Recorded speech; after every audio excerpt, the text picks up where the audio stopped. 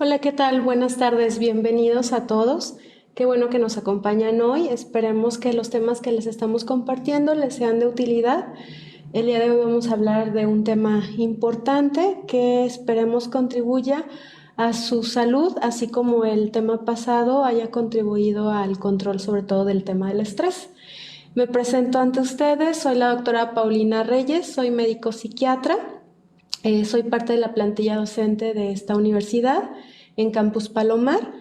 Y bueno, aparte de mis funciones como docente, también soy tutora de la carrera de medicina en el mismo campus y parte de mis funciones son acompañar a los alumnos durante su formación a lo largo de la carrera de medicina, apoyarlos pues en diversas necesidades que puedan tener durante sus 6 años de formación, ¿no? Y bueno, el día de hoy entonces, para ir iniciando, vamos a hablar de los hábitos de higiene del sueño, es decir, qué es lo que nosotros podemos hacer para tener un sueño adecuado, un sueño saludable, un sueño que nos ayude o que contribuya a que estemos bien, que no solo nuestra noche sea buena, sino que también nuestro día sea un buen día. Me gustaría iniciar compartiéndoles una frase de un británico. Él decía: dormir es una inversión en la energía que necesitas para ser efectivo el día de mañana. Así de importante es el bien dormir o el buen dormir. Si nosotros tenemos una buena noche, de manera prácticamente automática, por lo menos iniciamos bien el día. Iniciamos el día tranquilos, descansados, caso contrario cuando tenemos una mala noche, en donde, por ejemplo, podemos estar irritables, intolerantes, y conforme se van acumulando estos días de mal dormir, pues esto puede ir empeorando también el día, llegando incluso a conformar ya un trastorno, no solamente un problema en cuanto al sueño. El sueño entonces se ha convertido en un tema tan importante que hay una asociación que se llama Sociedad Mundial del Sueño, que ellos básicamente se dedican a esto, a estudiar el sueño, a contribuir en que las personas conozcan la importancia del sueño y sepan qué hacer para dormir bien. Y en torno a esto se instauró un día en el que se conmemora el sueño, que en este año se celebró el día 13 de marzo. El lema con el cual se conmemoró este día fue mejor sueño, mejor vida, mejor planeta. Y creo que no hay una mejor manera que con este lema de dimensionar la importancia del sueño, de cómo el sueño tiene un impacto que va más allá solo de mí. Tiene un impacto en mi familia, en mi núcleo inmediato, pero también tiene un impacto en la sociedad. ¿Por qué? Porque si tenemos personas que se suman con un mal dormir, pues entonces las cosas ya no funcionan tan bien, ¿no? Habla esta Sociedad Mundial del Sueño que el dormir es un privilegio. Si antes de la pandemia era un privilegio, esto básicamente condicionado por nuestro estilo de vida, que era un estilo de vida demasiado acelerado, en donde a final de cuentas las horas de sueño las íbamos reduciendo o incluso partiendo a lo largo de las 24 horas que tiene el día. Ahora en la pandemia vuelve a tomar importancia porque entonces los malos hábitos que teníamos se empiezan como a replicar en tiempos de pandemia, y entonces el problema del sueño fue uno de los primeros que empezamos a notar que empezó a surgir en tiempos de pandemia, ¿no? Entonces, ir dimensionando esto. Algunos puntos importantes que les quiero compartir en relación a por qué es importante el bien dormir, y con esto tratar de convencerlos un poco en por qué debemos fomentar estos hábitos. Yo sé que son difíciles, a final de cuentas todo hábito es difícil de establecer o difícil de modificar, pero vamos viendo por qué es importante que lo hagamos, por qué es importante invertir en esto. Entonces, fíjense, la mayoría de los trastornos que tienen que ver exclusivamente con el sueño son prevenibles o tratables. ¿Qué quiere decir? Si yo cuido mi sueño, yo puedo prevenir la mayoría de los trastornos del sueño. Si ya tengo un trastorno del sueño, solamente con modificar mis hábitos puedo con esto mejorar este trastorno e incluso no llegar a necesitar algún fármaco o medicamento para poder corregir este trastorno del sueño. Se sabe también que más o menos el 45% de la población tiene algún problema en el dormir, no necesariamente un trastorno del sueño, pero sí tienen problemas en el dormir. Existen diferentes problemas pues en el dormir, no todos tienen el mismo, pero si sumamos todos, pues hablamos de casi la mitad de la población del mundo tiene problemas para dormir, y situación que se agudizó ahora con el tema de la pandemia. Por ejemplo, se sabe que la falta de sueño no nada más tiene que ver con me acuesto, cierro mis ojitos, ay, qué bonito soñé, despierto, ay, me estiro, qué rico, a desayunar. Tiene que ver con otras funciones que van más allá. Tiene que ver con procesos como son la memoria, la atención y el aprendizaje. Si nosotros, por ejemplo, sobre todo cuando somos estudiantes en nuestra vida estudiantil, no tenemos un sueño adecuado, yo les digo a los alumnos, ustedes pueden desvelarse, no dormir toda la noche estudiando, pero si ustedes no duermen aunque sea un rato, de nada les va a servir eso. ¿Por qué? Porque a final de cuentas eso no se va a consolidar en la memoria. Y además de eso, al día siguiente, después de esas horas interminables de desvelo, les va a costar trabajo recordar lo que estudiaron, porque por no haber tenido esta noche de descanso. Y con esto van entorpeciendo su aprendizaje, que obviamente se va a ir mermando conforme vayan empeorando el problema al dormir. No solo les digo, no solo es dormir rico, sino que tiene que ver con más procesos. Estos hablamos de procesos que tienen que ver con, digamos, con la mente, pero la mala noticia es que no se queda ahí la situación. Se ha visto que a largo plazo, es decir, una persona que empieza a tener problemas para dormir por un periodo de tiempo prolongado, no es que hoy no dormí bien o esta semana es una semana muy pesada en el trabajo, en la escuela y ya luego me repongo. Personas que ya empiezan a arrastrar una situación crónica de mal dormir, se ha asociado con problemas de obesidad. Se sabe que personas que duermen, hablemos de un promedio de 7 horas, menos de 7 horas empiezan a incrementar el riesgo de obesidad, cosa que particularmente a las mujeres no nos gusta. Entonces, pues, hay que dormir mejor, chicas. Nos incrementa el riesgo de diabetes. El sueño, durante las horas de sueño también hay liberación de hormonas. Esto ayuda a la regulación de otras hormonas y de otras sustancias. Entonces, si yo no duermo bien, no hay una regulación correcta, y entre esta regulación está la regulación de la glucosa o el azúcar que tenemos en la sangre. Entonces, nos hace tener más riesgo de después tener un problema que se llama diabetes. Se ha asociado también con algunos tipos de cáncer. No es que no duermo y me va a dar cáncer, no es así, sino que puede incrementar el riesgo de padecer algunos tipos de cáncer. No es el único factor, se asocian muchos más factores, pero bueno, es un factor aquí que puede empeorar o mejorar el panorama. Y la otra situación, cuestiones de inmunosupresión.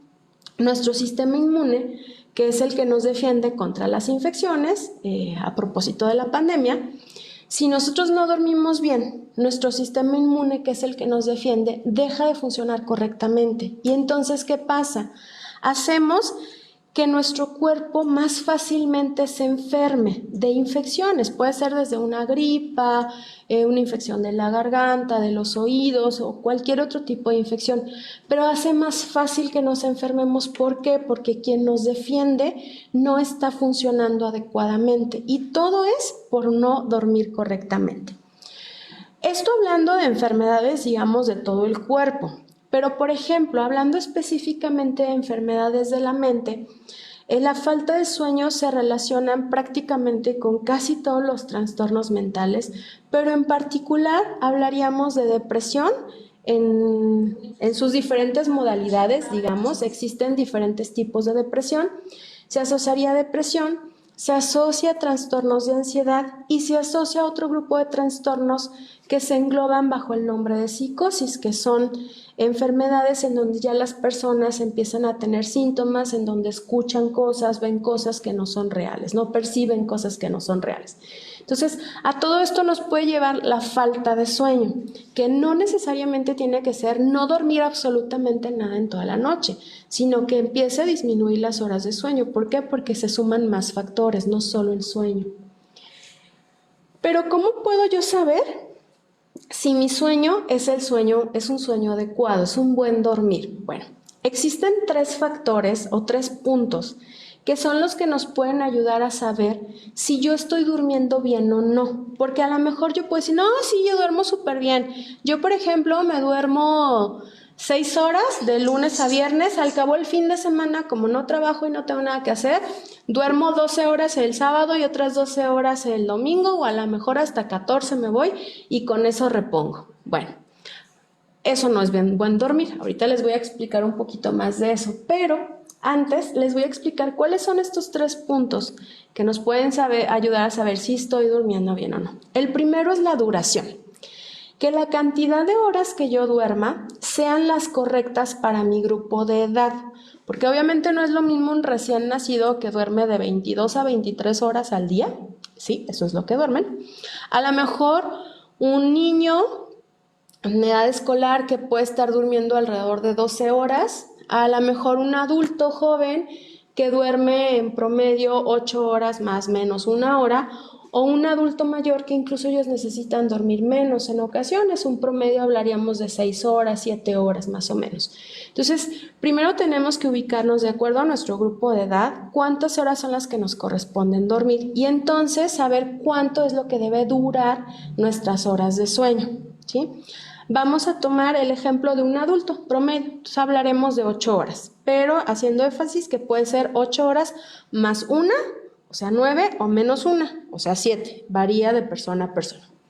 El segundo elemento o el segundo punto es la continuidad. ¿Qué quiere decir eso?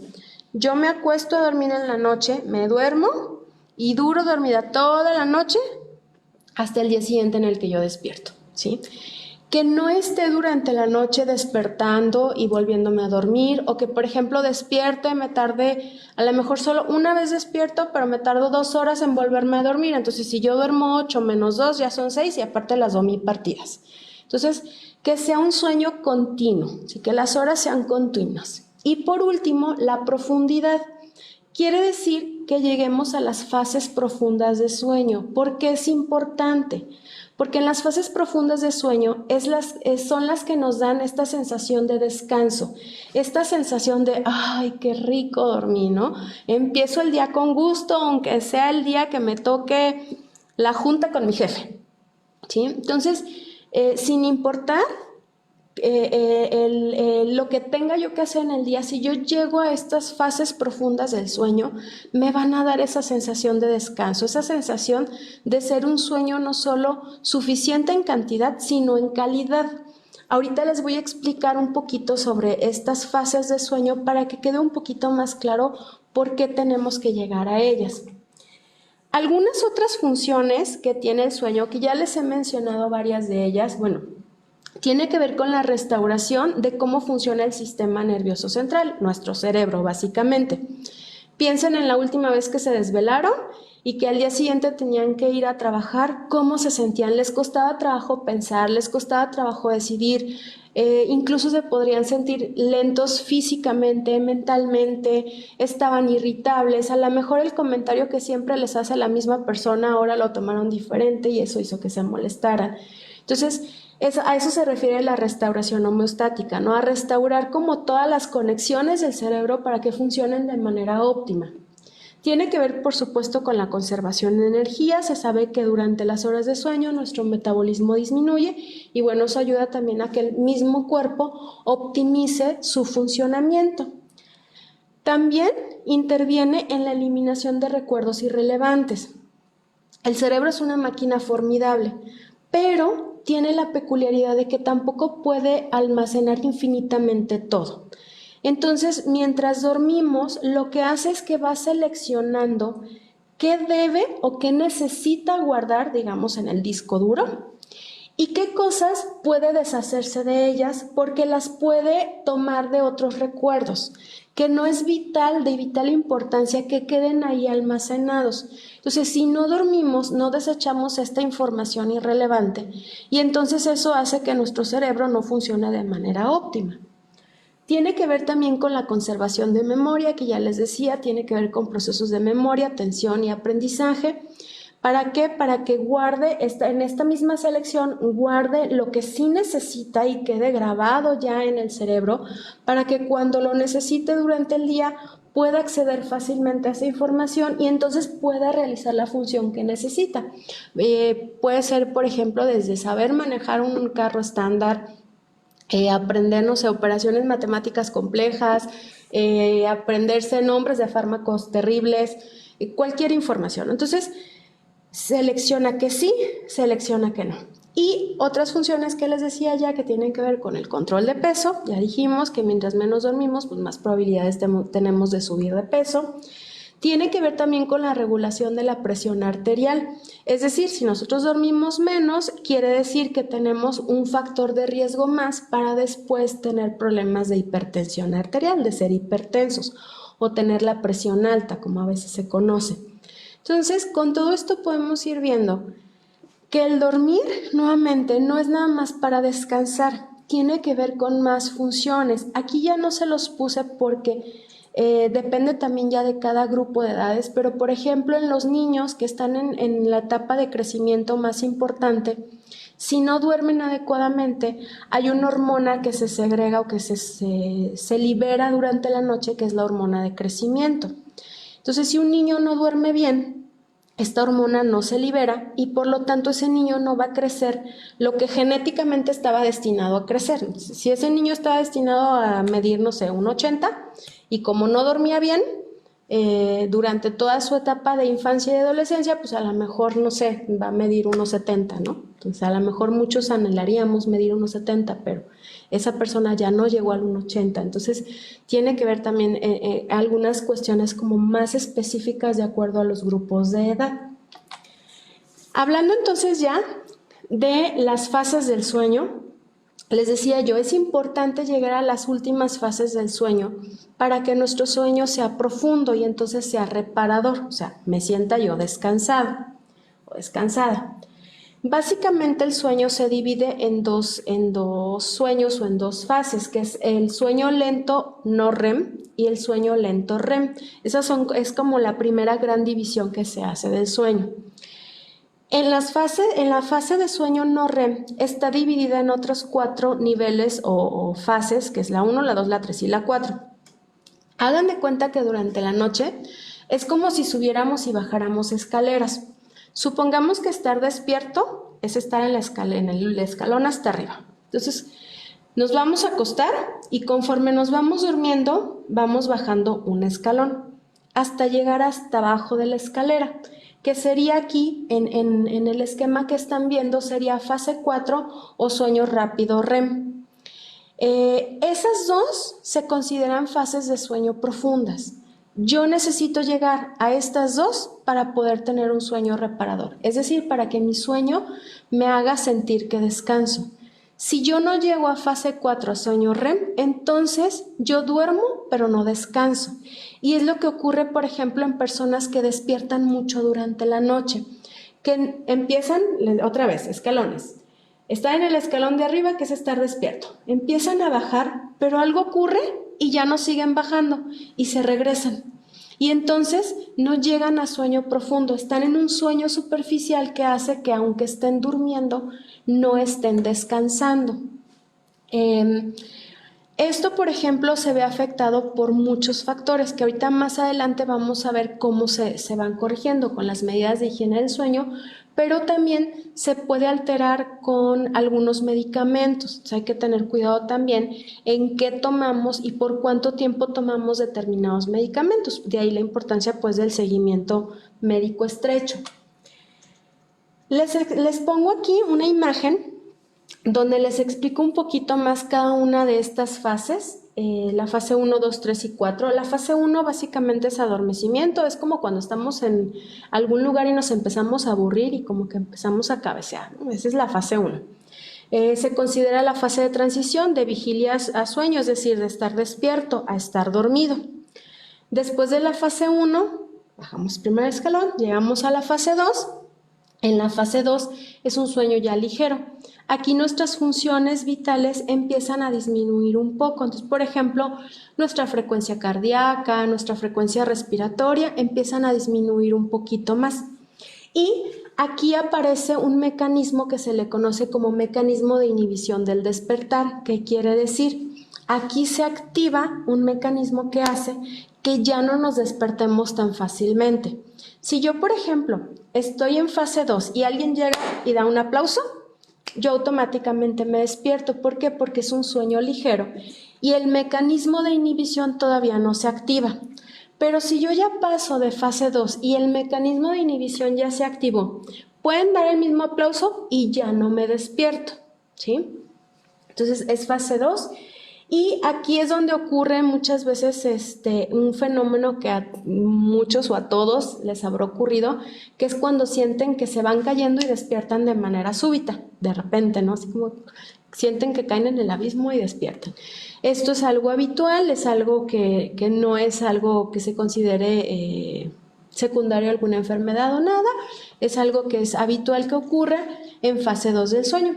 La fase 3, que nada más es una fase de transición como tal al sueño profundo, y la fase 4, que la fase 4 ya es el sueño profundo, ya es el sueño que me hace tener esta sensación de haber descansado. Ahora, yo les decía que dormir es como bajar escalones. Nosotros durante la noche bajamos estos escalones, pero también los subimos sin llegar al escalón de arriba, que es el estar despierto.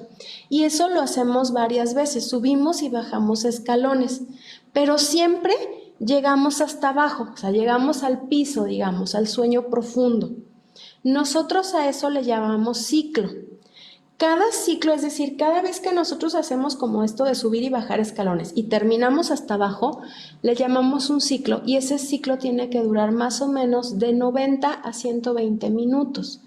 Quiere decir que un adulto, que les decía, el que duerme más o menos 8 horas, tendrá que hacer más o menos de 3 a 4 ciclos durante la noche para que su sueño sea el adecuado. Obviamente, repito, llegando a fases de sueño profundo. Si yo no llego a fases de sueño profundo, pues entonces no voy a sentir que descanso por más que duerma 15 horas, ¿sí? Ahora, ¿qué puedo hacer entonces para fomentar un sueño saludable? ¿Qué puedo hacer para que mi sueño sea reparador? Para que yo al día siguiente diga, ¡ay, qué rico descansé! Y no es reponer las horas de sueño. Temo darles la mala noticia, que si por ejemplo ustedes hoy se desvelan a las 3 de la mañana, que al cabo mañana es sábado y mañana me duermo hasta la 1 de la tarde y ahí ya repuse las horas, eso no funciona. Horas de sueño perdida, horas que no se recuperan. Si yo ya me desvelé hoy hasta las 3 de la mañana, por más que mañana me quede dormida todo el día, no voy a reponer lo de hoy. Esa es una falsa creencia. Pero entonces, ¿qué sí sirve? ¿Qué sí puedo hacer? Bueno, hay algo que se llaman medidas de higiene del sueño. Las medidas de higiene del sueño o hábitos de higiene del sueño son eso, hábitos que todos podemos hacer y que con esto vamos a fomentar un dormir bien, ¿sí? Que cumpla con los 3 requisitos que les decía yo hace un momento. Estos hábitos o estas medidas de higiene o la Sociedad Mundial de Sueño los llama mandamientos del sueño, los 10 mandamientos del sueño. Al ser hábitos son difíciles de hacer, porque sabemos que un hábito es complejo de establecerse, y cuando tenemos malos hábitos es doblemente complejo cambiarlos por buenos hábitos. Pero en la medida en la que nosotros vayamos haciendo esto, es en la medida en la que vamos a promover un buen sueño y por consecuencia un buen día. Vamos a revisarlos estos. En realidad no son complejos. Primero, debemos establecer un horario tanto para acostarme como para despertarme. En base a mi edad, obviamente no es lo mismo que yo le diga a un niño de 4 años que se tiene que dormir a las 7 de la tarde-noche ya ahorita, para que se pueda levantar a las 6 de la mañana que necesito para arreglarlo, para ir a la escuela y que luego duerma una siesta y con eso ya completamos su ciclo normal de sueño. No es lo mismo ellos que el adulto. Entonces, en un adulto, ¿qué vamos a hacer?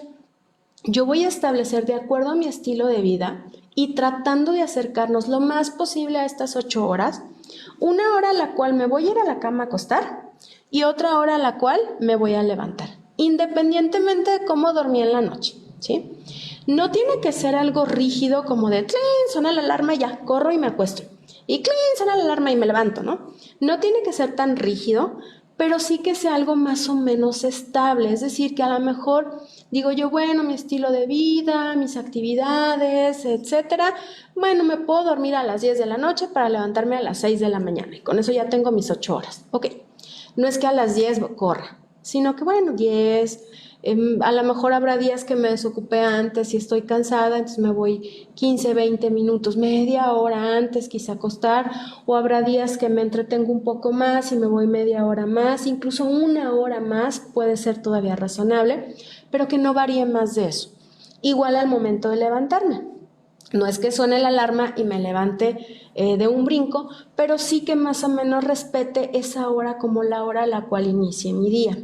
Y me van a decir, bueno, pero al cabo están los fines de semana, los festivos y luego ahorita ya con las casi vacaciones que se avecinan de los niños y en casa y el confinamiento, pues me levanto más tarde. Pues no, aún así debemos respetar este horario.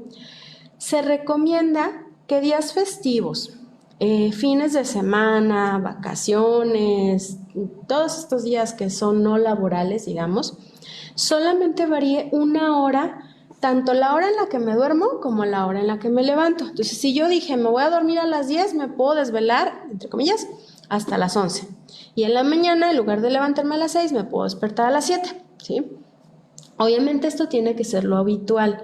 Habrá días, habrá situaciones, habrá eventos que hagan que se modifique porque, no sé, son las bodas de oro de los abuelos, pues obviamente, sabes que a las 10 me tengo que ir a dormir. Obviamente no, o sea, se es flexible, pero sí tiene que predominar algo para que eso establezca un ritmo a nuestro funcionamiento cerebral. Luego, tener la costumbre de tomar, si se tiene la costumbre de tomar siestas, no deben de ser de más de 45 minutos en el día. Aquí en las siestas solamente se recomiendan bajo dos circunstancias. Una, porque es un hábito que yo tengo, es decir, desde que yo me acuerdo o desde que soy chiquito o desde hace ya varios años, tengo el hábito de hacer una siesta. O porque hay una indicación médica para realizar la siesta. Si nosotros no tenemos el hábito de hacer siestas o no hay una indicación por la cual se tenga que hacer siestas, no tenemos que hacer siestas, porque eso puede entorpecer las horas de sueño de la noche, ¿sí? Quienes sí tienen el hábito o la indicación de hacer una siesta, ¿por qué no deben sobrepasar los 45 minutos? Tiene que ver con estos escalones que les decía hace un momento. Si se duermen estos máximo 45 minutos, cuando estemos en estos escaloncitos del sueño, vamos a despertar en un momento en el que yo voy a haberme despertado descansada, pero no adormilada. ¿Qué pasa si yo duermo más de 45 minutos? Voy a estar en una fase de sueño en la que voy a despertar y una de dos. Me voy a levantar porque sé que tengo que hacerlo, pero voy a levantarme así de, ay, tengo mucho sueño, me siento cansada, ¿para qué me dormí? Y me va a costar trabajo terminar el día, cuando la finalidad de la siesta era descansar, como recargar un poquito la pila para terminar el día. Ya no sirvió. O lo otro que puede pasar es, suena la alarma y entonces así de, ay no, qué flojera, mejor me duermo y nos vamos hasta el día siguiente. Entonces, ninguna de las dos nos sirve. Por eso es que las siestas solo si están indicadas, solo si es una costumbre y no más de 45 minutos, ¿sí? Y yo les recomiendo siempre, con alarma en mano, si yo me dormí al minuto 40 y a los 5 minutos suena, ni modo, me levanto, mi cerebro se va a acostumbrar poco a poco a dormir los 45 minutos, ¿sí? Pero sí hay que limitar mucho la siesta y sobre todo no hacerlas muy cercano a la hora a la que ya me voy a acostar a dormir, porque entonces también va a entorpecer nuestro proceso de dormir bien durante el periodo más largo, ¿no? Que normalmente es en la noche. Luego, debemos también de evitar ingerir bebidas que puedan tener alguna actividad en nuestro cerebro. Por ejemplo, hay que evitar la ingesta de alcohol. Esto se recomienda por lo menos 4 horas antes de la hora a la que yo establezco me voy a ir a acostar. ¿Esto para qué? Para que, bueno, si ingerimos alcohol, el alcohol se haya ya eliminado, por lo menos obviamente hablemos de un consumo de alcohol moderado, no excesivo. El alcohol que habramos ingerido ya se haya eliminado y entonces ya no tenga ninguna afectación en nuestro funcionamiento cerebral, y obviamente no entorpezca el adecuado sueño, ¿sí? Entonces, alcohol, y también se recomienda evitar fumar. Yo sé que ese sí es un poco tanto más complejo, sobre todo las personas que tienen muy arraigado el hábito de fumar, que normalmente los 2 cigarros que les son más difíciles de dejar son el primero del día y el último del día. Incluso muchas personas tienen el hábito de fumar el cigarro para poderse ir a dormir. Pero también tiene un efecto a largo plazo alterando nuestro patrón de sueño. A final de cuentas son sustancias que también actúan en nuestro cerebro y digamos que hacen como una competencia entre las sustancias que regulan nuestro dormir y esto que estamos ingiriendo, se hace la competencia y entonces a lo mejor de manera inmediata no lo notamos, pero a largo plazo sí empezamos a tener toda esta problemática en nuestro sueño, ¿no? En nuestro buen dormir. Se recomienda también evitar cafeína. Esta se recomienda 6 horas antes de la hora a la que nos vayamos a acostar a dormir. Y aquí en bebidas con cafeína no solamente nos referimos al café, incluso al café descafeinado. Hay personas que son tan sensibles a la cafeína que aunque el porcentaje del café descafeinado es muy poquito, aún así les afecta. Entonces aquí cada quien tendrá como que ir sopesando, evaluando qué tanto les afecta el consumo de cafeína. Pero bueno, no solo es el café, los tés también contienen cafeína. Depende del té, hay tés que contienen más cafeína, otros que menos. Por ejemplo, el té negro es un té que tiene casi la misma cantidad de cafeína que una taza de café americano. Pero hay otros tés que por otras propiedades que tienen no son benéficos para dormir, como puede ser, por ejemplo, el té de pasiflora, el té de valeriana, ¿sí? Y también incluye aquí los refrescos, sobre todo los refrescos de cola, que tienen también cantidades de café muy altas, además de la cantidad de azúcar, que eso también es un factor que puede impedir el buen dormir. Y por último, los chocolates, que también estos contienen cafeína. Repito, no en las mismas cantidades que una taza de café americano, depende también el chocolate. No es lo mismo, por ejemplo, el Kinder Sorpresa que el chocolate amargo, por ejemplo. Depende también qué tipo de chocolate sea, pero también hay que tratar de medir el consumo de esto para evitar que nos cause problemas al momento de dormir. Hay personas que tienen ahí un efecto que se llama efecto paradójico, que la cafeína les da sueño, pero bueno, son el menor porcentaje de la población. Además de estos factores, tenemos otros factores que tienen que ver también con la alimentación. Hay que procurar evitar alimentos que sean pesados, es decir, evitar cenar cosas que sean con demasiado contenido calórico. Yo sé que vivimos en una sociedad, la sociedad mexicana, nos gusta cenar pozole, enchiladas, sopes. Lo que normalmente no cenamos es un yogurcito, una frutita, eso es lo que menos cena el mexicano.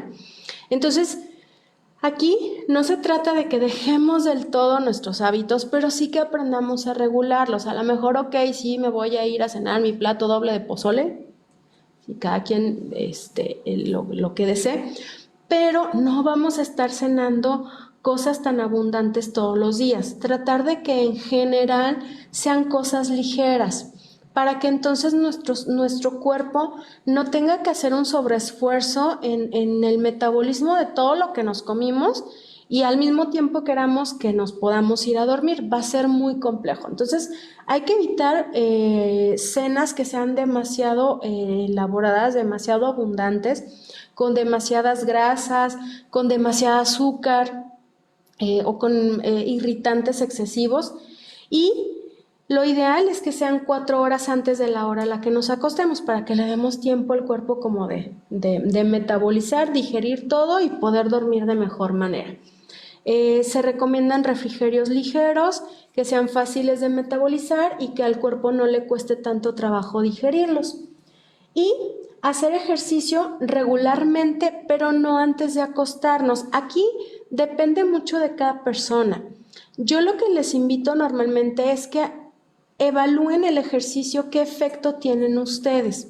Hay personas que hacen ejercicio y los activa para poder iniciar su día de manera como más a gusto, más eficaces y demás. Hay personas que cuando hacen ejercicio, el ejercicio los relaja y entonces ya su día no es tan productivo. Entonces aquí básicamente es evaluar. Si el ejercicio me activa, lo hago en la mañana. Si el ejercicio me relaja, pues lo hago en la tarde-noche.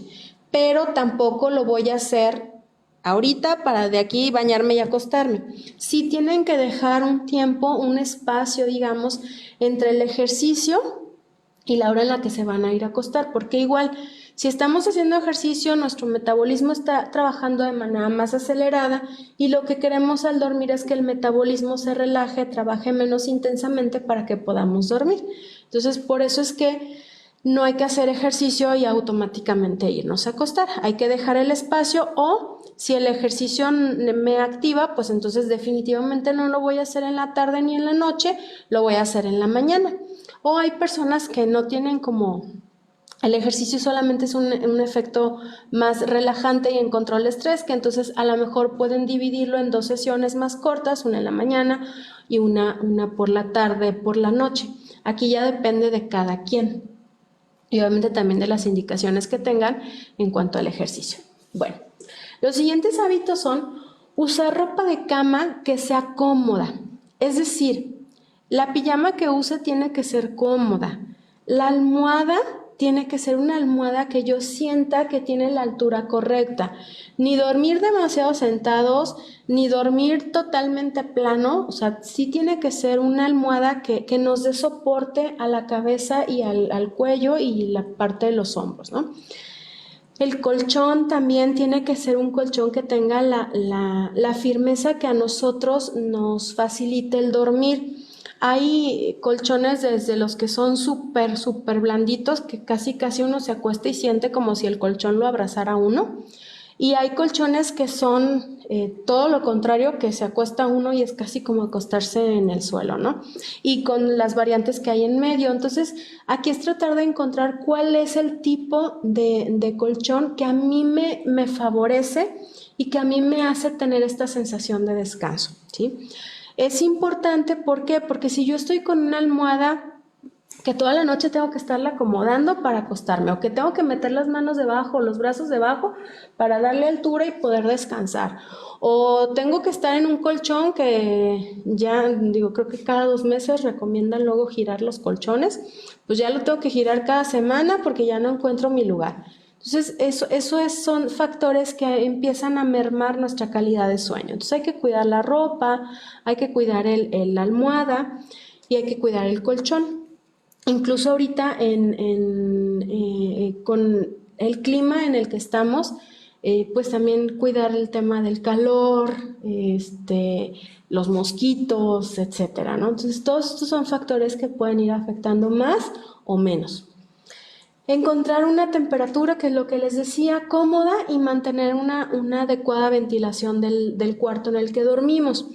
Hay personas, por ejemplo, que hay ventiladores que los prenden y por el ruido que hacen no pueden dormir, pero si lo apagan les da calor y entonces no pueden dormir. Entonces ahora sí yo siempre los invito a buscar ventiladores menos ruidosos o por ejemplo los ventiladores de techo tienden a hacer menos ruido o casi nada de ruido, porque si hay ventiladores que son muy buenos para que nos ventile, pero hacen un ruido que parece hélice de helicóptero. Entonces aquí es como ir encontrando el punto medio, ¿no? Y el tema de la ventilación del cuarto.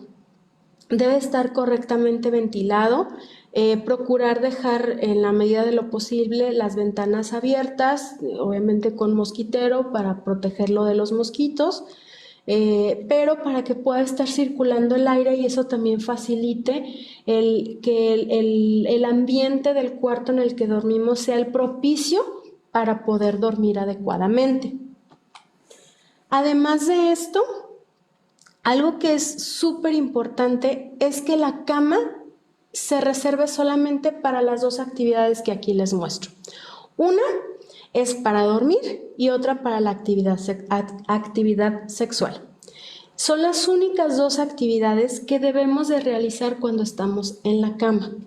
¿Por qué no realizar otras cosas? Hay mucha gente que en la cama lee, en la cama come, ve televisión, dobla la ropa, estudia. Eso es un error. ¿Por qué? Nuestro cerebro tiene la capacidad de aprender muchas cosas, pero el cerebro muchas veces no tiene la capacidad de decidir cuándo lo realiza.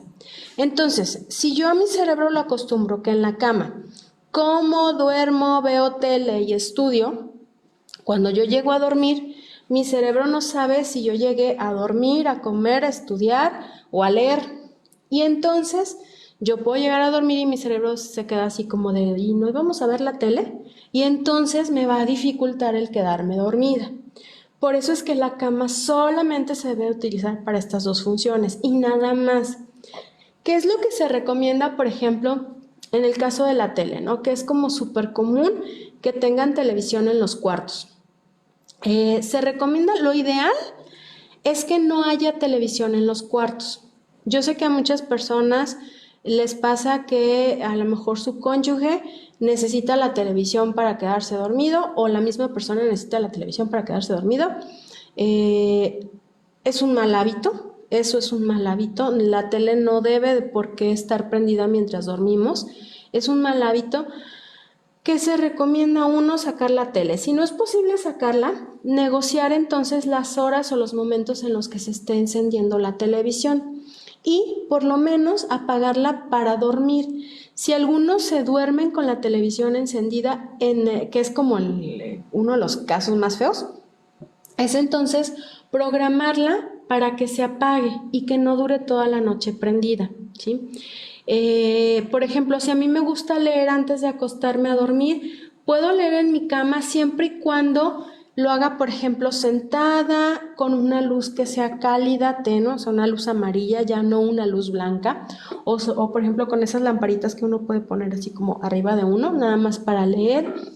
Idealmente que sean en libros físicos, pero si lo hacemos en dispositivos hay que poner la luz amarilla, la luz de noche para que no sea tan brillante y no se nos dificulte tanto el dormir.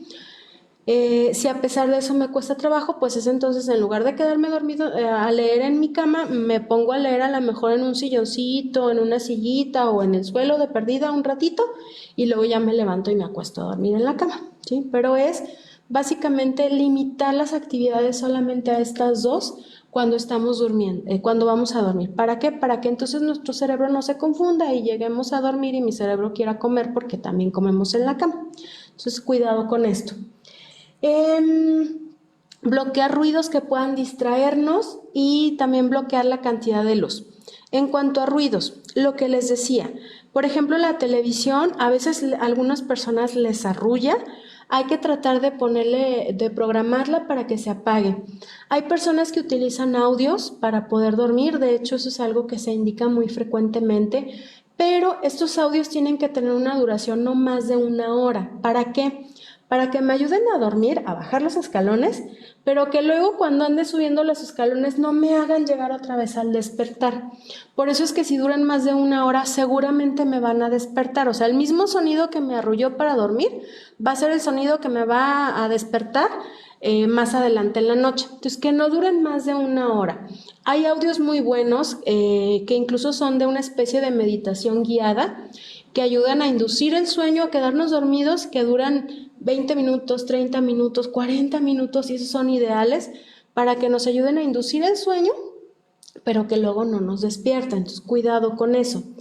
Y en cuanto a cantidad de luz, sí es bueno tener nuestras cortinas y todo esto para bloquear la cantidad de luz que entra durante la noche, pero tampoco se trata de bloquear absolutamente todo rayo de luz que entre. Porque si yo duermo en un cuarto que esté totalmente oscuro, donde no entre nada de luz, mi cerebro tampoco va a saber que ya está amaneciendo y entonces me va a costar trabajo despertar, porque hay una sustancia que tiene que ver con esta regulación del sueño, que su producción se regula por la cantidad de luz.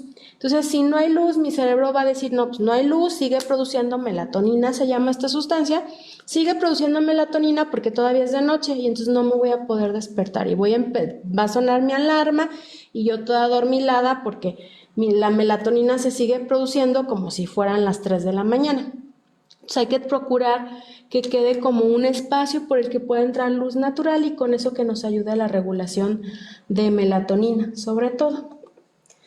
Y bueno, pues ya nada más compartirles esta frase que me parece pertinente para estos tiempos.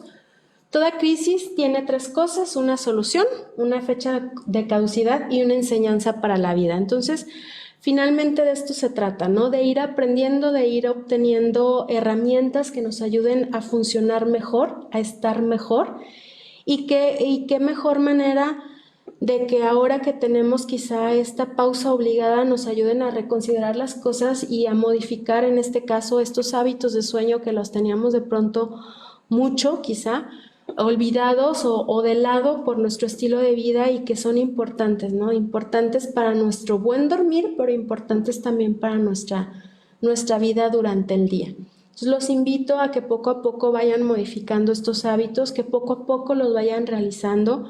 No se trata que hagan los 10 al mismo tiempo, escojan uno, habitúense a él, escojan otro, habitúense a él y van a ver, van a notar los cambios. Si ustedes empiezan a hacerlo generalmente en un lapso de 3 a 4 semanas, aplicándose con los hábitos de sueño, van a ir notando que su sueño va siendo mejor y por consecuencia su día va siendo mejor. Entonces, pues yo los invito a que empiecen a tomar esto como un estilo de vida para su bienestar.